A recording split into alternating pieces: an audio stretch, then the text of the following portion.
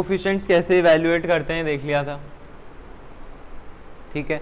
अब P value भी आएगी यहाँ पे। पी वैल्यू का नाम हमने पहले भी सुना है कहीं स्टैटिस्टिक्स में, ठीक है। अभी वापस आ गई है। हर कोफिशिएंट के साथ एक पी वैल्यू एसोसिएटेड होगी। हर कोफिशिएंट के साथ एक पी वैल्यू एसोसिएटेड होगी। अच्छा, पी वैल्यू का होता क्या है वैसे? पी वैल्यू से अल्फा होता था आपका level of significance,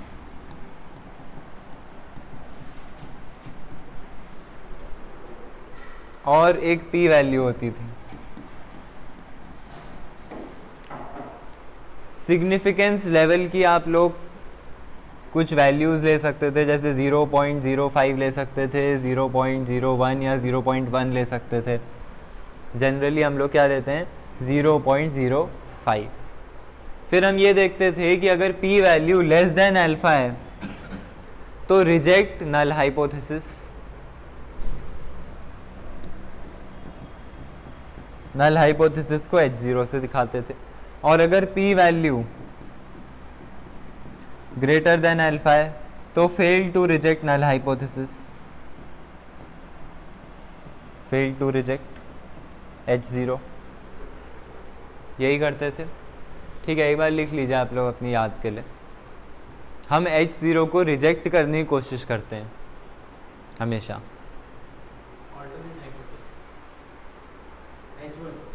H1 alter, हम रिजेक्ट किसको करने की कोशिश करते हैं? Null hypothesis. कोई इफेक्ट नहीं है।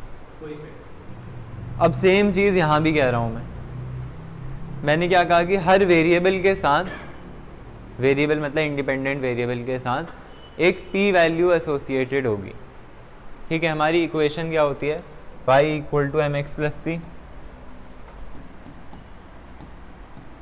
जिसमें m आपका कोफिशिएंट होता है, c आपका इंटरसेप्ट होता है, x आपका इंडिपेंडेंट वेरिएबल होता है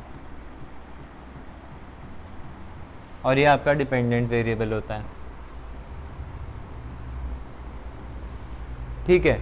तो हर वेरिएबल के साथ, मतलब हर इंडिपेंडेंट वेरिएबल के साथ एक पी वैल्यू एसोसिएटेड होगी। पी वैल्यू को हम अल्फा से कंपेयर करते हैं, लेकिन इसमें नल हाइपोथेसिस क्या है और अल्टरनेट हाइपोथेसिस क्या है? इसमें नल हाइपोथेसिस ये है और H1 क्या है? नल हाइपोथेसिस ये है कि जो आपका x है उसका y को प्रेडिक्ट करने में कोई इफ़ेक्ट नहीं है, कोई मतलब इफ़ेक्ट नहीं है, कोई भी वो हेल्प नहीं कर रहा है आपकी y प्रेडिक्ट करने में। जो आपका x है वो y से रिलेटेड नहीं है, वो आपको प्रेडिक्ट करने में हेल्प नहीं कर रहा है, मतलब x का इम्पैक्ट y पे नहीं है। ये आपका H0 है, no impact of x on the value of y।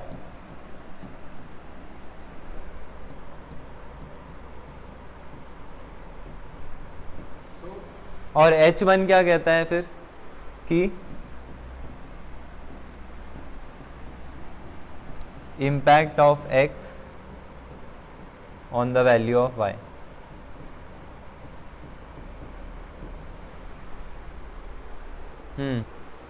यहाँ पे हम ये कह रहे हैं कि मान लेते हैं y = आता आपका 8x + c। 8 अच्छी खासी वैल्यू है, ये 0.1 0.01 जैसी वैल्यूज़ तो है नहीं छोटी मोटी। 8x सही है वैल्यू, 8x है, 8x + c। अब अगर इसकी p वैल्यू इस वेरिएबल के लिए आ जाती है 0.06, 0.06, तो ये 0.05 से बड़ा है, तो क्या होगा? H0 हम एक्सेप्ट कर लेंगे। मतलब क्या है कि जो ये 8 आ रहा है ये बाय चांस आ गया, ये जो आपको अभी दिखाई दे रहा है सिग्निफिकेंस x का y को प्रिडिक्ट करने में, एक्चुअली उसका कोई सिग्निफिकेंस है नहीं वैसे y को प्रिडिक्ट करने में, अगर आपकी p वैल्यू ग्रेटर देन 0.05 आती है। अभी आपका स्लोप तो कह रहा है कि सिग्निफिकेंट है x y को प्रिडिक्ट करने में, लेकिन अगर आपकी p वैल्यू कह देती है कि 0.06 से बड़ी है 0.05, p वैल्यू कह रही है कि ये जो 8x दिख रहा है ये आपको गलत दिख रहा है, आपको धोखा हो गया, ये बाय चांस हो रहा है।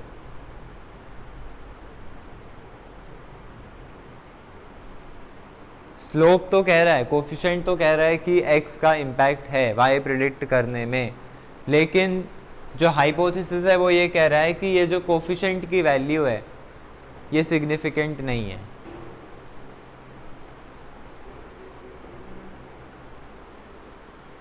मतलब अगर आपकी p वैल्यू लेस देन 0.05 नहीं है तो आपका जो x है वो y प्रिडिक्ट करने में हेल्पफुल नहीं है, इसलिए आप उस वेरिएबल को ड्रॉप कर देंगे, simple.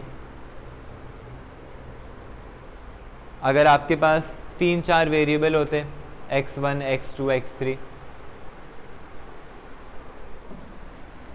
y equal to m1 x1 plus m2 x2 plus m3 x3 plus c, ठीक है। और इसको ऐसे लिख लेते हैं,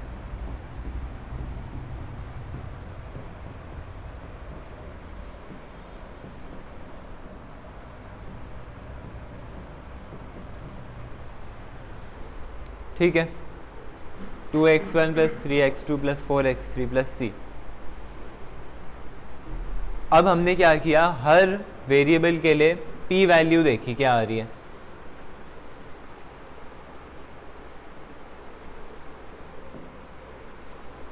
तो x1 के लिए तो क्या आ रही है 0.03 आ जाती है, x2 के लिए 0.00001, x3 के लिए क्या आ जाती है, x3 के लिए आ जाती है 0.057, ठीक है। बताइए फिर कौन सा वेरिएबल सिग्निफिकेंट है इसमें y को प्रिडिक्ट करने में।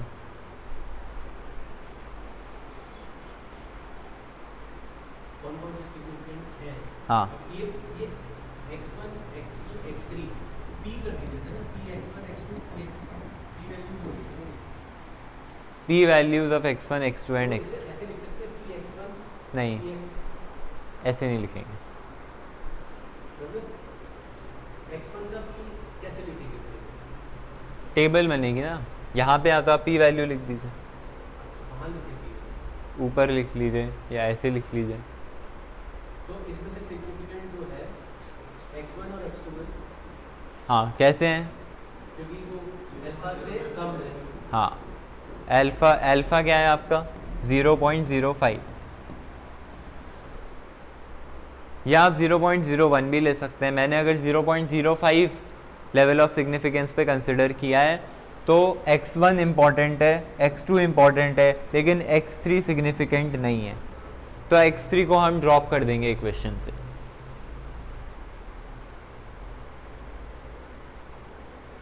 ठीक है, p वैल्यू में आपको यही समझना है कि हर वेरिएबल के लिए p वैल्यू क्या आ रही है, उसे आपको अपने लेवल ऑफ सिग्निफिकेंस से कंपेयर करना है।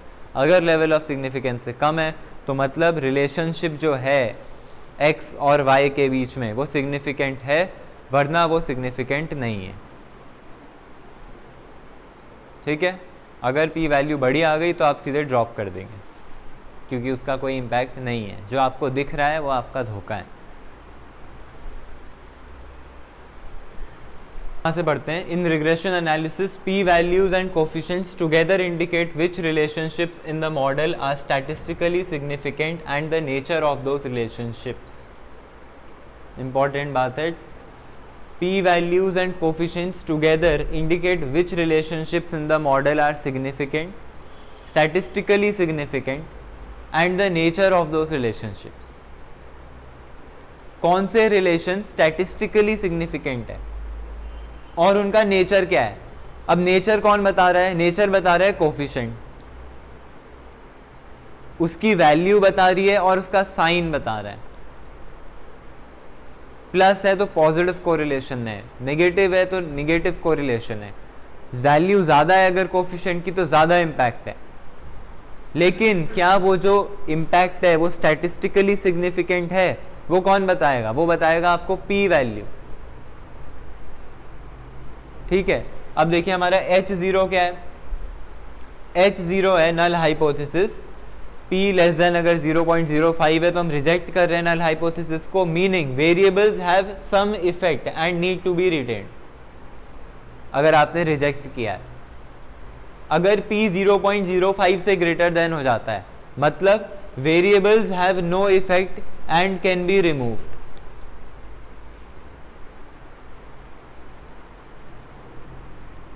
ठीक है, समझ गए? दो बातें हो रही है, नेचर ऑफ रिलेशनशिप्स और जो रिलेशनशिप है क्या वो स्टैटिस्टिकली सिग्निफिकेंट है कि नहीं है। स्टैटिस्टिकल सिग्निफिकेंस देखनी है तो आपको पी वैल्यू चेक करनी है। राइट, अब इसे लिखिए आप लोग। आपका नल हाइपोथेसिस क्या है? नल हाइपोथेसिस ये है कि वेरिएबल का इम्पैक्ट है या नहीं, है या नहीं है। अगर पी वैल्यू कह रही है कि नहीं है तो कितना ही बड़ा हो कितना ही छोटा हो आप उसे रिजेक्ट कर देंगे। लेकिन अगर पी वैल्यू कह रही है कि इम्पैक्ट है, पी वैल्यू कह रही है कि इम्पैक्ट है लेकिन ये नहीं कह रही है कितना है। पी वैल्यू कह रही है कि इम्पैक्ट है अगर वो लेस देन अल्फा है, लेकिन उसने ये नहीं कहा कि कितना इम्पैक्ट है। कितना इम्पैक्ट कौन बता रहा है? कोफिशिएंट बता रहा है।